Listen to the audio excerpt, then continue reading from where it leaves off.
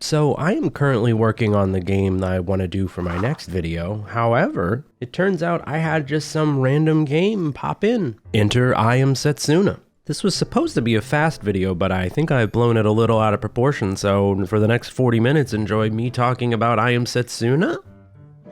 Ah yes, I Am Setsuna. Well, I'm Cody, but the game is I Am Setsuna. And it's a game that made a little bit of a splash right before the huge tidal wave that Persona 5 made.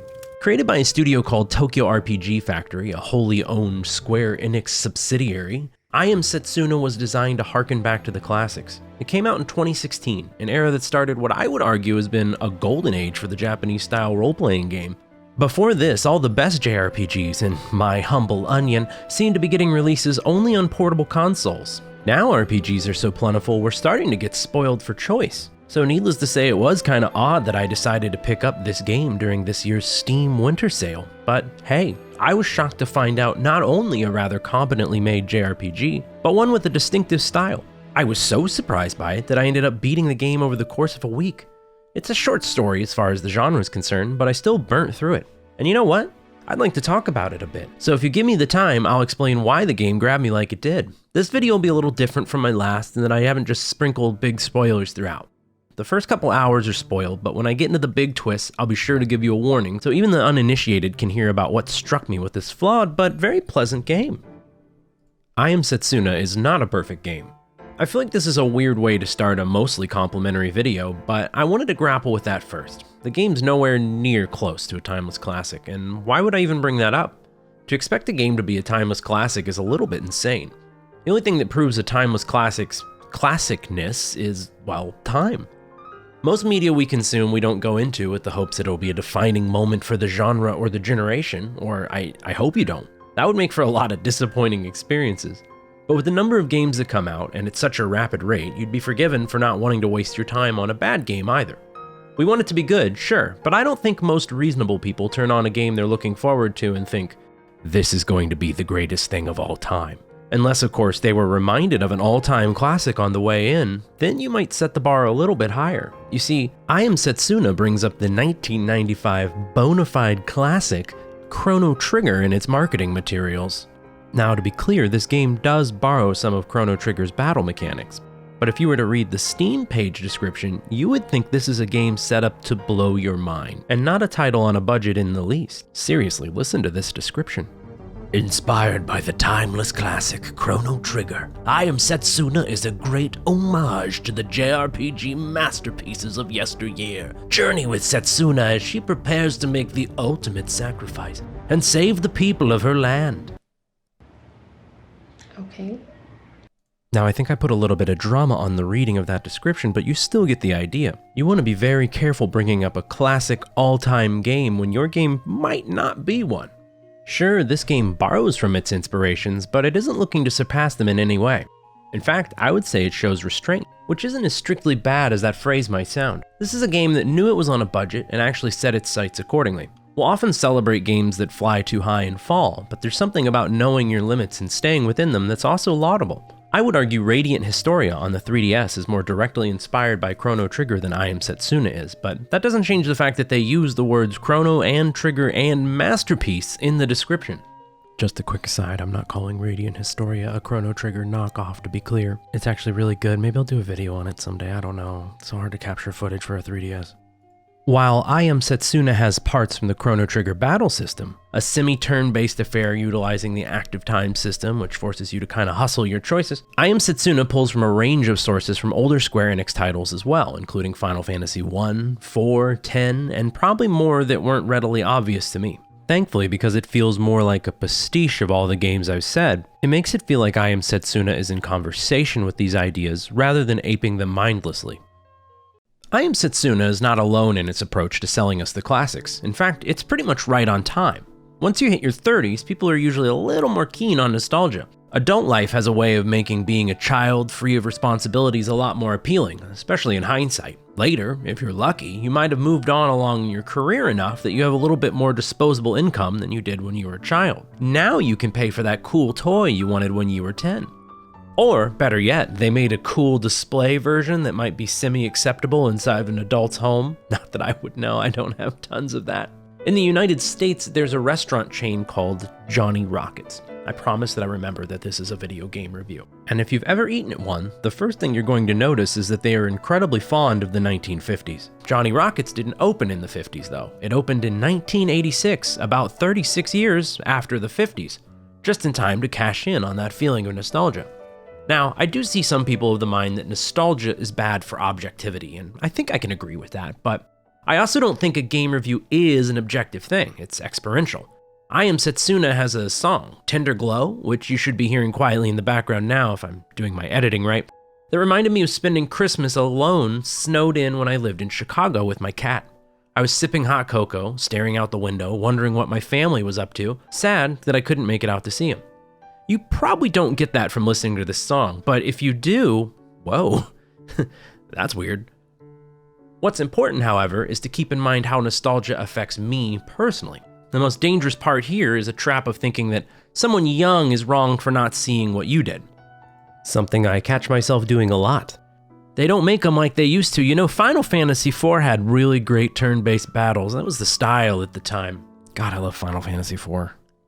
I'm more inclined lately to be less impressed with things only 90s kids understand, despite me being a 90s kid.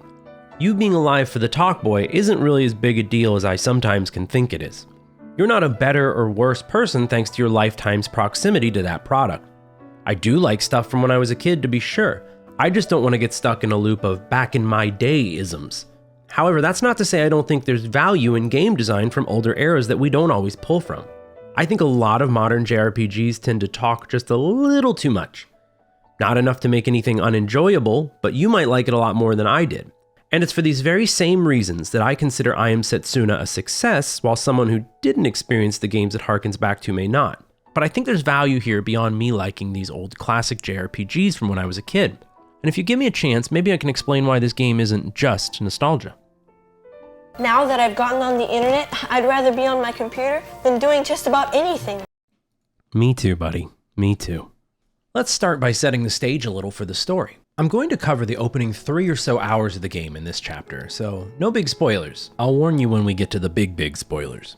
I Am Setsuna takes place entirely in a world covered in snow, like constant snow. This snowy landscape is accompanied by an achingly sincere soundtrack by the very talented Tomoki Miyoshi. The game's soundtrack is composed predominantly on the piano. From the standpoint of both the feeling this game is hoping to convey and the earlier mentioned Restraint, I think it's the glue that holds this setting together. Now, the game can feel a little like a stage production in some ways, especially with the cross-fading tracks of piano one into the other. And after a while, I can see where the complaint might apply that using mostly one instrument creates a bit of a homogeneous feeling to the music. However, in the case of these songs, many are sincere enough in the emotions they evoke to dodge this critique from me personally.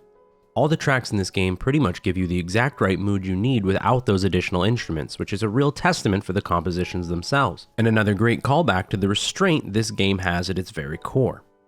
I could see the complaint that a limited use of instruments outside of the piano means a lot more intense boss fights lack the dramatic swell that a more fully orchestrated track could achieve. But seeing as the game is largely interested in setting this very specific tone, I would say this soundtrack delivers plenty and is intentional. I mentioned the track Tender Glow earlier, and even songs that might not be as catchy, like Ruins with its deep haunting chords, create the evocative melodies of an empty, lost place.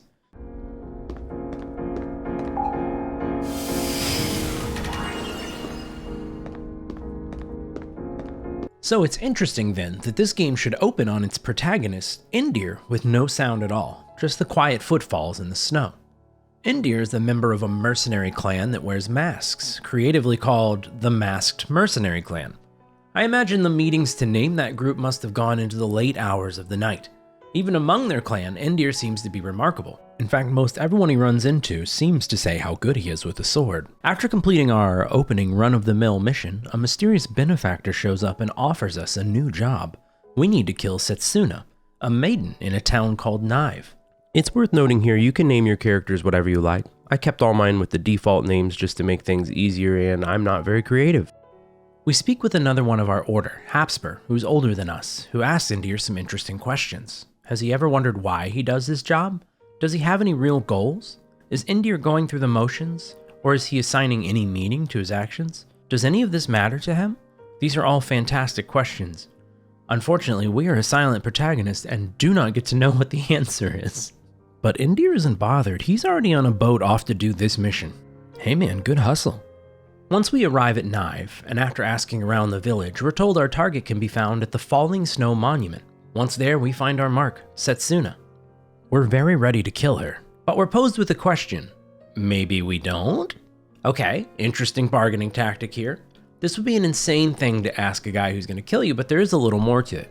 You see, Setsuna is the sacrifice. In this case, this isn't a metaphor, she's going to be sacrificed. In fact, once every few years, a girl is chosen for this role. The monument at which she stands is the one you visit before you leave on this very pilgrimage. On the rock face are engraved the names of all the other sacrifices. Those names include her mother. This time, Setsuna is the girl for the mission. She sees that you're here to kill her, but explains that your mission is a fool's errand because the journey will inevitably end in her death anyway. That makes your job a little redundant. She may have accepted her fate to die, but she will not leave her job unfinished. She needs to stay alive a little longer.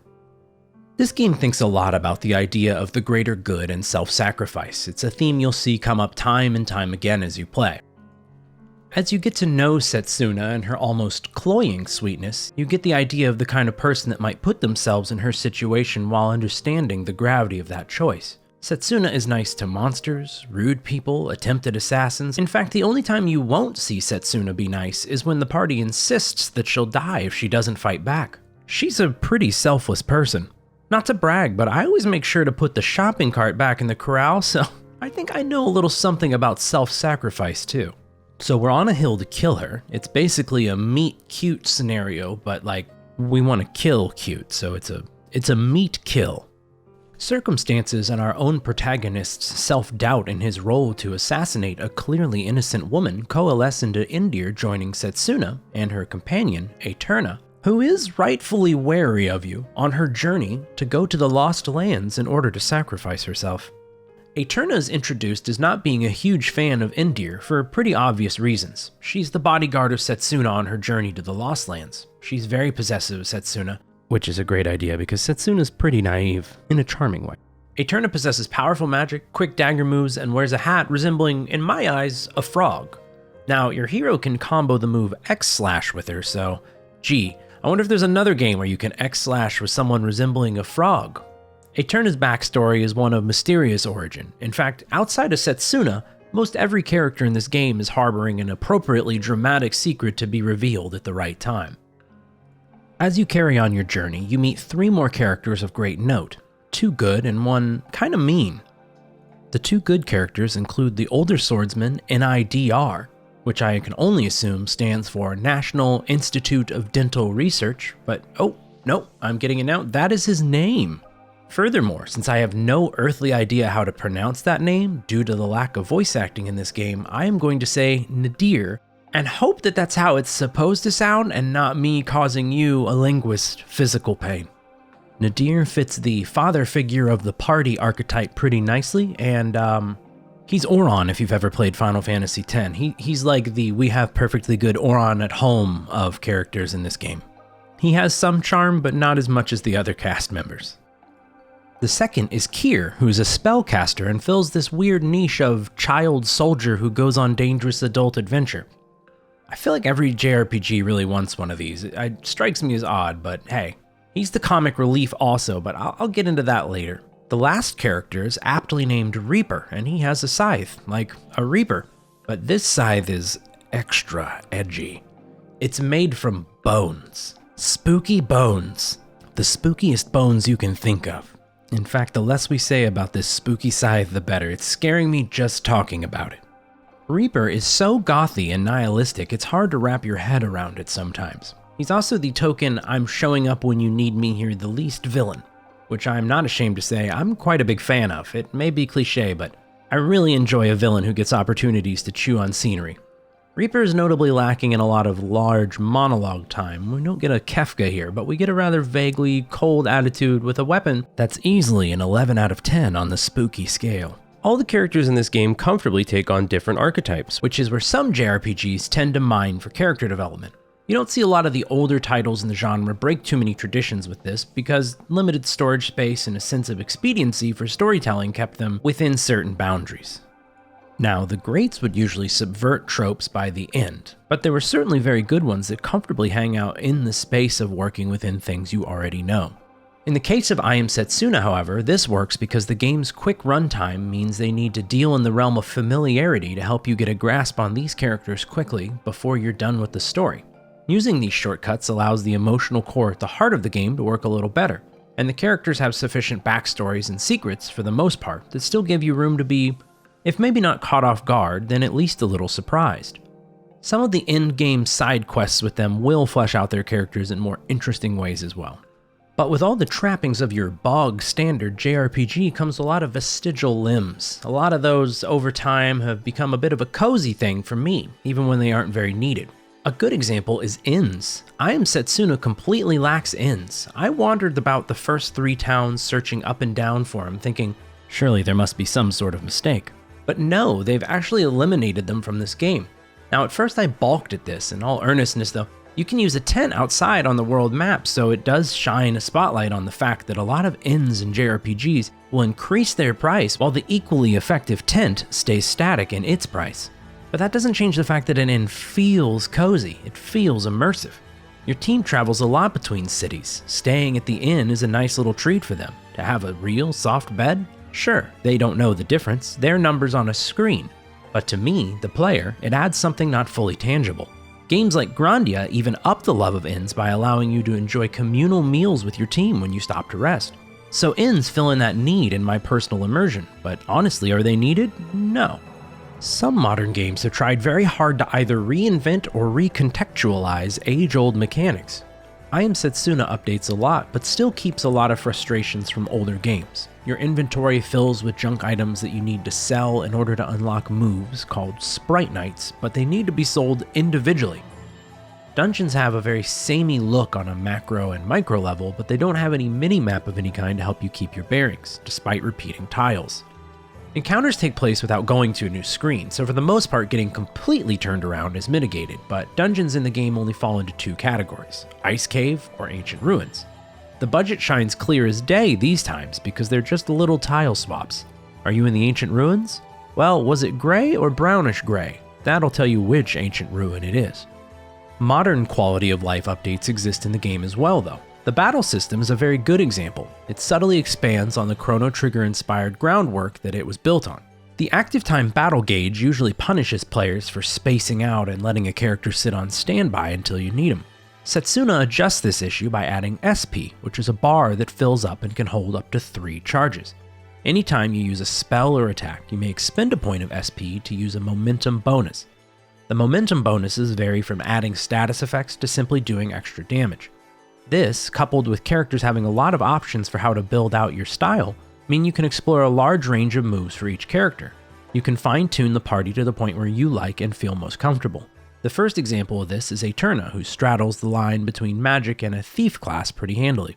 But if you wanted, you could very easily lean her completely in one direction. In this way, the characters have limited movesets, but can still be fleshed out in interesting ways and customized to be the kind of character you'd like to play with. This is a good time to talk a little about the game's characters and how they're presented outside of combat mechanics.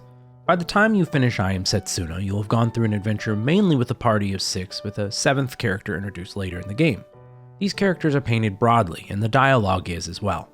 I've seen several people online argue that the way I Am Setsuna uses storytelling with its characters is doing a disservice to the game. Firstly, the game's clearly calling back to the way a JRPG in the 1990s told stories. Due to limited memory on cartridges, lines were kept pretty short length. This, coupled with limited animations for the sprite, led every character to typically speak in broad generalizations. This created something that felt closer to a stage play versus feeling like you're actually in a living, breathing world yourself. Sometimes that means a little mixture of showing and telling in terms of how someone is feeling or things are going. In older games, you could tell someone was upset because they told you so, or their eyes would bug out of their head like a Looney Tunes character. Which, to be clear, I am a big fan of, actually. Look at his little eyeballs. Oh, Chancellor. You. This brings me to the second and more important way that I think I Am Setsuna is smart about its character development. The designs. Now, this isn't a new thought, and this one will work 2 ways. One, the actual design of the characters themselves. Kier, for example, is small, has big glasses, and a peppy can-do attitude. You can get almost all of this by seeing how his design contrasts with the rest of the party. He has a bright, vibrant orange hue, which offsets him from almost everyone else's cooler colors. This sets him apart as someone different than the rest of the cast, an other. He has an innate magical ability because of his lineage as a demi-human. Going even deeper though, we can look at skills each character can equip through sprite knights within the game. Indir is a cold mercenary, but some kindness must have existed within him because he chose to help Setsuna rather than kill her. It's not surprising then that along his very damaging moveset comes AoE heals and team buffs. There are several examples of both of these through the adventure and the characters you meet. Nadir has brute strength, but when he uses his momentum moves, he can actually lightly heal the party. He'll move enemies around to make fighting them easier for the spellcasters and set them up for big damage spells. Okay, so we have a bunch of characters. How does all this end up coming together? First, a warning here that in order to give this whole story context, I'm going to be scrounging around in Spoiler Town for a bit. I'm including a timestamp if you want to skip this segment to the non-spoiler part. Yep, there it is. Wow, that is a nice timestamp. I definitely know what this is looking like as I'm recording it, 100%. I'm impressed because I know what it looks like and it's beautiful. For those of you who stayed, hi, welcome. Feel free to grab a cookie. But also, the story starts to put out a lot of threads and will drip feed the answer in a pretty satisfying way. I think the best way to put all this into perspective would be to fully explain what some of the characters are up to. First of all, big spoilers out of the way. There was, unsurprisingly, an ancient advanced era for humanity in this game's world. I feel like nearly every classic JRPG I will ever cover on this channel is going to include some form of that phrase. Oh, and this advanced race created a near boundless source of magic. That phrase will also probably come up. A lot. But it is that source of magic that ties directly to Setsuna's need to sacrifice herself. Taking a step back, we meet Julienne, queen of an ancient order of knights, and our 6th party member. These knights want to go back to their homeland, and that homeland happens to be the Lost Lands. Julienne has a little problem though. She's possessed by a monster. Or more accurately, she has consumed the blood of a monster and is now filled with the very same rage that they are. However, Julienne is strong, so it doesn't have full control over her. Yet, it seems to be getting more and more time to take over her body. It appears as though all the monsters in this world are being controlled by a singular force. The monsters are also getting smarter than before. They used to be mindless beasts, but now they strike when town defenses are down or if people are traveling alone. In the case of Kier's village, people were literally just going inside and the monsters didn't know they were there. They are now figuring that out, which is a pretty low bar, but still. Julienne, under the influence of this monster, is actually the one who hired Indir to kill Setsuna. The force that can gain control of Julienne's body is more than just a general evil though. It seems to be a specific being acting with a will. Conversations as you battle with Reaper will also confirm that he too is under the thrall of this single master. In fact, Reaper is a being created from the will of this creature. Its sole goal is to stop Setsuna in her journey. So monsters are getting smarter and the world is literally falling apart. Something is going on. There are places where the fabric of reality is coming apart, but coming apart with a pleasant purple hue at least, and Eternia keeps making weird cryptic remarks like, "This wasn't here last time." So the world is dying. The need for Setsuna to sacrifice herself seems to be more dire than maybe prior maiden sacrifices have been in the past. The catch, of course, is that Setsuna is a very nice and pure character. It feels bad to escort an innocent and nice person to their death, even if they want it to happen. All of this coalesces when you reach the Lost Lands, only to discover that the path to the ruins is missing in stuff? Void stuff? Do I just call it void stuff? Sure, void stuff. So that means only one thing. We gotta get an airship. Luckily, there are different ruins with an airship readily available. Conveniently, you can access these ruins if you have royal blood, just like Julienne happens to have. But since Julienne has monster blood in her, we're also going to need to purify that before we enter. Once we do, we're into the ruins and it's time to start the last stretch of bosses in the game. I haven't talked too much about boss fights or the world map up to this point, but allow me a moment to expand on both. The boss fights in the third act get challenging. Maybe not fail 100% sort of challenging, definitely I could overlevel kind of challenging, but more pleasantly, it's nicely balanced that if you adjust your strategy to these bosses, you don't need to grind. You can just play tactically and conquer the challenges yourself. I appreciate the level of difficulty for these bosses. Sometimes it's finding the right status effect to undo their bonuses, sometimes it's finding out that half of their kill condition is the stop spell, and you literally just have to equip the item that plays around it. I'm looking at you, Rydersh. God, you cast stop so much. Please, no more. Then, after Julianne has completed her homeland's trials, we have the airship. Oh boy, airship time. Now we can talk a little about the world map because we'll be flying around it. After playing First Departure R and not having an airship, I didn't realize how much I really enjoy cruising around in one of those things. The world map has a decent number of side quests to engage in, but not having a mini-map means you're going to do a lot of wandering around. I ended up finding a map online that was really helpful that someone translated from the easy-to-say title of Setsuna of Sacrifice and Snow, Book of Guidance and Recollection. Wow, just rolls off the tongue. So now we can take the airship to the Lost Lands. But one last thing will stand in our way. Reaper. He gives a little more info though. Turns out he was made by his evil master and only wants what his master wants, and his master wants destruction. He can only feel what his master feels, so he feels rage. This time though, we actually kill him. And because we've been actively sparing him anytime we beat him throughout the game that he doesn't run off, it's clear that he isn't going to be reasoned with. However, he dies crying. And this is interesting because he can only feel what his master feels as well. This implies that whatever is in control of him has more than just one emotion. It is not just rage. Our big bad is capable of crying, and as a result, vulnerability. With Reaper out of the way, we can make it to the labyrinth in the Lost Lands, and we are met with a bunch of crazy revelations now that we're here at the end. Turns out there's an ultimate evil locked away in an ancient seal. The sacrifice is literally giving their life force to power that magic seal. The seal is presided by an ageless time sorceress called the Time Judge. She has been doing this for so long that she has forgotten her real name. That's dedication. Being unable to leave, she used her power to make a clone of herself, which is Eterna. This is how they guide sacrifices to the seal, should they choose to make the journey. This seal holds a child who was experimented on by the advanced ancient peoples. They used magic to handle most of their life conveniences, but it took a toll. A child with boundless magic potential stepped up and offered to help them, and they took him up on it, but in an evil way, as you do when you're a power-hungry ancient civilization, and the experiments twisted him into a hateful being, but his magic only grew despite them draining it. Eventually, he grew too powerful for them to control, and the child grew up twisted and angry at having been treated so. However, the magic corrupted and turned them into something new, a creature called the Dark Samsara. The ancient people sealed Dark Samsara away and left the Time Judge to guard over it and bring sacrifices willing to restore the seal, and so it goes for hundreds and hundreds of years. The seal deprived the ancient peoples of magic though, so they sort of lost all that advanced stuff. Except for this time. You see, the Time Judge is taking a gambit. She believes that Setsuna and her compatriots can defeat the Dark Samsara. She thinks this because the last sacrifice, Setsuna's mother, believed in her. So the Time Judge agreed to take a chance. So rather than asking for a sacrifice, she asks us if we think we can defeat it. We have said no in the past apparently, and every time we do, she rewinds time in order to redo our journey and see if we can come back strong enough that time. Time has been looping like this for a very long while.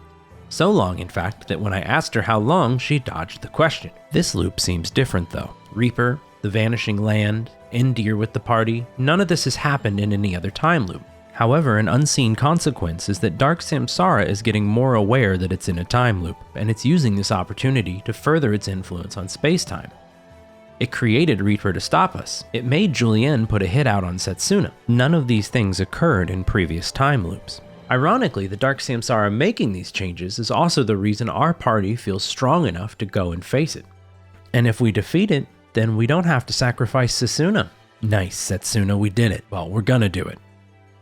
The Time Judge asks that we defeat her in order to prove we're strong enough to enter the sealed chamber. This was another clever boss fight that used the stop mechanic, but also had a double cast mechanic, which made her kind of hard to fight. Anyway, that's a good fight. After she's beaten, she revives Reaper. Thank you, Time Judge.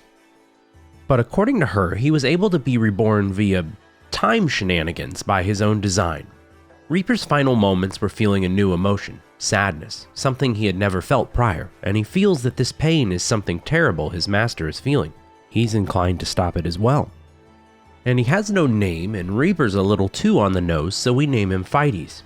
Honestly though, outside of his side stories, he doesn't have a ton of character depth, so I wasn't necessarily overjoyed to have him along, until I saw how strong he was. Ooh, them's good stats. It was at this point I went around the world and did a bunch of side quests, many notable for expanding the backstories of the cast. I won't really go into any of these here as I don't feel any of them are too relevant to the bigger story at hand, but they are pretty much the only thing you can use the airship for this late game outside of item hunting. Oh, and there's an old school developer room. Well, developer town in this case, which I loved. This is something a lot of older games would toss in as a little Easter egg, and it's fun to see here. Seeing all the stand-ins and avatars for the developers as they talk to you is always very cute.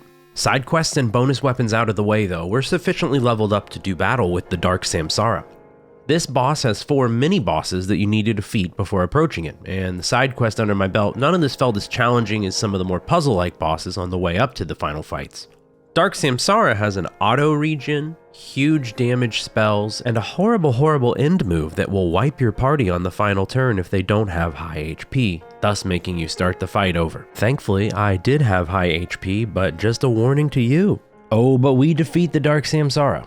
But now we're gonna get one more big plot twist. After we defeat Samsara, it leaps backwards in time and starts to destroy the world from the past. So how does it do that without the time judge? Interesting question. It turns out the save points we've been using aren't actually just a game mechanic, they're actually in the world of the game, and only Indir and Setsuna can see them.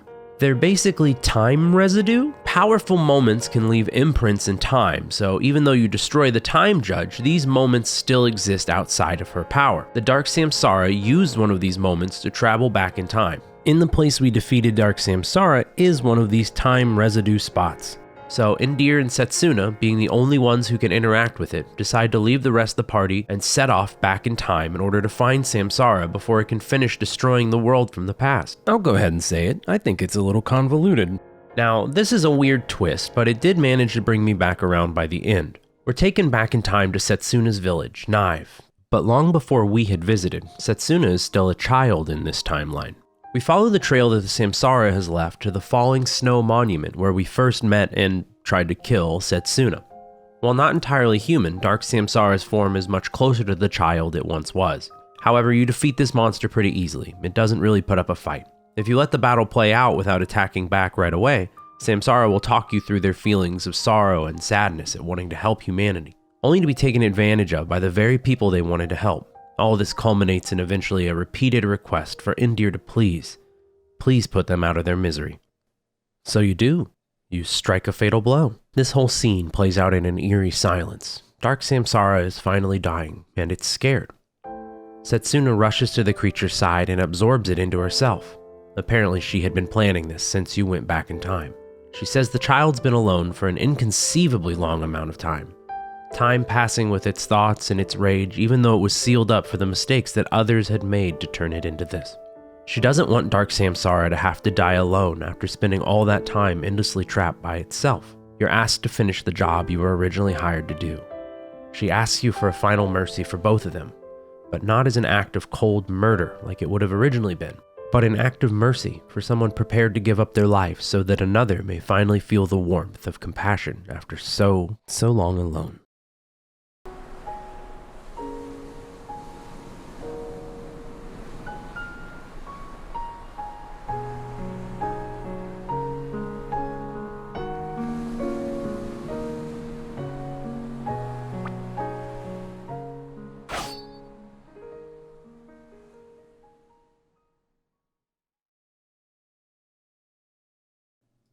So not quite the happy ever after ending, and one I imagine might be a little divisive depending on how you like your stories.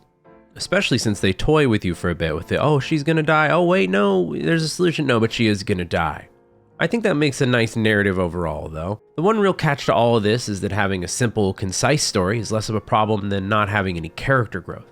A reoccurring theme inside of I Am Setsuna is one of sacrifice and putting others before yourself. Both of these themes are great, and both have pretty clean through lines narratively. Julienne is directly presented with the trolley problem in her dungeon of ancestry, and is told that choosing the needs of the many outweighs the needs of the few, and that is the correct course of action. You are given an option to pick either dialogue choice though, but failure to pick the right one means you're back at the start and answering the question again. This is the illusion of choice and not really a mechanic. This is not the only time that the game presents us with opportunities to answer questions for them ultimately not to matter at all or need to be redone. There were so many dialogue options for Indir that I thought the game had a good and bad ending. Googling this proved that there is no consequence, good or bad, for any choice you make with him. I don't mind having input, to be clear. I played my Indir as a bit sassy, but cold and collected for the most part. I like having the freedom to put expression on a character. But what I like more is character growth. Even if you're giving me inconsequential dialogue options, I would love them to represent a character that's growing and changing as the narrative goes on. The most immediate analog to Indir would be Cecil from Final Fantasy IV, who grows and matures as his story goes on. He is not a silent protagonist, but he moves from questioning his own actions to wanting to seek redemption from those he's wronged as the story goes on. He finds this growth inside himself and a way to protect those newfound beliefs by the end of his story. Indir alternatively decides not to kill Setsuna in the first hour and then kills her at the end. What's important here is the context in which he does. In the end, it's an act of love. If I were to guess, he, like me, the player, does not want to kill Setsuna, but this ties into the theme of the greater good, and putting others before yourself. And that's really cool character growth, but it's kind of a stretch. This depends on you, the player, growing closer to Setsuna as the game goes on, because Indir in no obvious way seems to. A lot of your dialogue choices kind of imply you don't even like her all the way through the game. That's of course under the assumption that you pick the mean dialogue choices, but neither option has any weight because the story's going to the same place regardless. This of course falls at Indir being a silent protagonist. The dialogue choices muddy up the developer's intent. Many silent protagonists are a stand-in for you, the player. However, they don't give you dialogue options. Getting two choices for Indir, sometimes neither of which I would personally say, keep me at arm's length from connecting with him as my proxy into the game's world. The supporting cast doesn't suffer from this problem and makes a really nice entourage as you go through this journey. My main issue was with the way they characterized Indir, and even that wasn't enough to be a game breaker. Where the characters are lacking, the world building and combat systems are a lot of fun. And all of this in a game that goes by in about 20 hours. In fact, it's the concise nature of the game that leads me to still be very positive on it despite any issues I have with specific characters. I had a lot of fun with it, and that should wrap up the spoilers. So I guess we can let the spoiler-free people back in. Don't worry, I won't tell them we had cookies. First of all, welcome to those who skipped the spoiler. We definitely didn't have cookies while you were gone. Wink. And secondly, let's get to summing all this up. So I will cut to the chase. I really enjoyed I Am Setsuna. If someone were looking for a gateway classic RPG, I might point them in the direction of this. Outside of the short runtime, which is awesome, the game knows when to show restraint surprisingly well. I don't pretend to know the game's scope or budget, but I'm going to guess by the large number of reused assets, be that NPC models or dungeon tile sets. The fact that there was a budget should come as no surprise. The game's snow and dungeons, though repetitive, do speak to a clear vision for the game. The opening hours of Final Fantasy VII take place completely in the city of Midgar, and they are particularly strong. So strong, in fact, that they stretched it into a full game with the remake. However, the magic trick Final Fantasy VII pulls is it zooms out after 5 or so opening hours and reveals a whole world to explore. Oh, the prestige. I Am Setsuna doesn't have any subversions of expectation. You learn to expect snow, and yes, there's snow all the way till the credits roll. But that isn't a bad thing necessarily. For the same reason the Final Fantasy VII remake works, this works, because the world building and story hooks are very interesting. They're not the most original thing, but they certainly do the job. Mechanics do the lifting for the other half. Character customization really opens up in interesting ways thanks to the inclusion of the Sprite Knight abilities being equipable. The catch here is unlocking those abilities requires some less than exciting item hunting. I used a guide to find out how to get a couple key items, but honestly the game would still be perfectly beatable without these special moves. No matter which moves you get, you can make fun builds and really turn over ideas as to why a certain boss might need a solution the way it does. An example would be a boss that I fought that got about 3 extra hits for every 1 round my characters had. I was positive I was defeated once he took out 2 of my 3 party members. However, I ended up having a dramatic fight with him using the counter ability from Nadir. This turned his own rapid-paced attacks against him. There's quite a few times that you get this satisfying crunch when fighting bosses. It feels a little like a puzzle. Unfortunately, the same can't be said of the dungeons. The puzzles there are block sliders, nothing really very interesting, to the point where I was just kind of hoping the last dungeon would end. Thankfully it does pretty quick. In fact, the whole game moves at a brisk pace thanks to the decision to stay in one continental area of this game's world geographically. The game's snowy landscape is great, but the powerful piano music is what really sells the setting. There's no third act bloat. You don't have to wrestle with a bunch of weird tangents on the way to your goal. No farmer needs you to find his goat. Everything the story does is in the interest of driving the plot. If you want to do other stuff, you can, but it's all side quests. In this way, it's set apart from some similarly budgeted games that didn't know when to stop reaching. Reaching for the stars with your game is admirable, but if your ambition gets ahead of you and you ship a title full of broken pacing and missing promises, that's far worse than understanding your boundaries and staying within them. I like it when games try something new, but you don't have to do something new to be an entertaining game. All this combines into something rather simple. I had fun. In terms of game design, there were places I would have loved to have seen get a little more attention. But I hope you don't mistake me critiquing the game for thinking that I didn't enjoy the experience. In fact, I found it to be very pleasant. The story is simple, but it didn't have time to wear out its welcome before the credits rolled. If you're looking for a blast of nostalgia, you might also find luck with the excellent Octopath Traveler or the also flawed but still really good Bravely Default. I think I Am Setsuna can stand proud with the turn-based combat revival we've been seeing in the last several years. There's a place for this breed of game outside of nostalgia for people who remember them. I'd be inclined to say the biggest issue I Am Setsuna has is that it doesn't try anything new within this space and is comfortable retreading the ground of its predecessors. If you crave innovation within the genre, maybe not this one. There is a growing audience for turn-based games, and especially ones that break the mold, which is heartening, because this genre isn't just soap operas and anime plots. It is those things though, thank God I love those things. But it's also great storytelling and character-first world building. I Am Setsuna is a good, sometimes great JRPG from a studio that clearly loved classic games. The value of hindsight works very well for I Am Setsuna. It smooths off a lot of rough edges that a classic JRPG might have if you were revisiting the actual Super Nintendo. Despite any shortcomings I found in this game, what I ended up with was a touching and concise story with a clear vision on what it wanted to deliver. And I would have no trouble recommending this very strong freshman effort from Tokyo RPG Factory.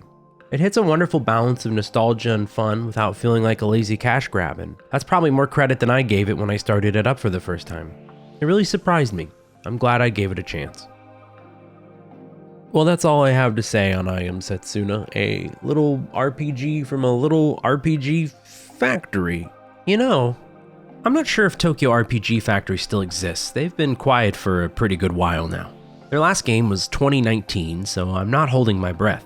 But I hope this isn't the last we've heard of them. Their latest game, Oninaki, seems pretty cool. Maybe I'll try it someday, but that's another video for another time. Thank you so much for sitting and watching all of this if you did. Wow. Even if you skipped ahead, thank you for being here. Likes and subscribes mean the world to me as always, and feed the vicious algorithm monster and its never-ending hunger. But you know, just you watching is enough, so thank you so much and have a good one.